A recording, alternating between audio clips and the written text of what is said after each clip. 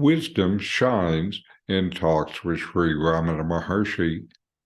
My comments bring this profound wisdom into your experience. Use YouTube's closed captions to read along. The American chemist, long interested in Vedanta, came to visit to the master, and he asked, "How is the practice of concentration to be made? I'm trying to find the light." And the master asked what was his practice until now. The visitor said he concentrated on the base of his nose, but his mind wandered.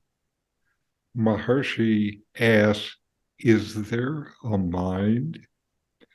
To whom are the thoughts?" If you try to locate the mind vanishes and the self alone remains. Being alone, there can be no one-pointedness or otherwise.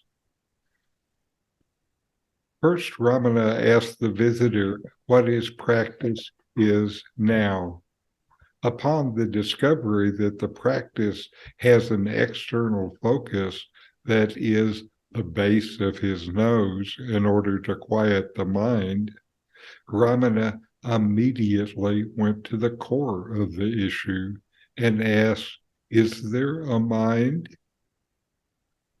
This is a key teaching of Ramana Maharshi in Advaita Vedanta, the idea that the individual self, the I thought, is an illusion, and that ultimately only the true self or Atman exists. If we try to locate the mind, we can't find it anywhere standing alone, and the mind disappears. Only the true self remains. The mind is a temporary and constantly changing element of the individual self, the ego I, whereas the self is eternal and unchanging.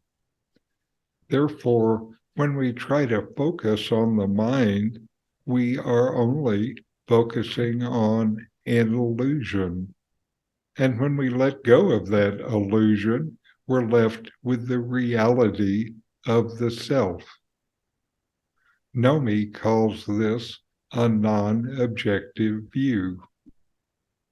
In this state, there is no one-pointedness or duality.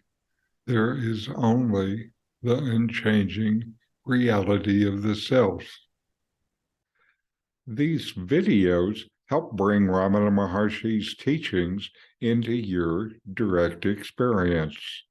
Subscribe now to help you deepen your understanding and practice to know the self. Just click the subscribe button.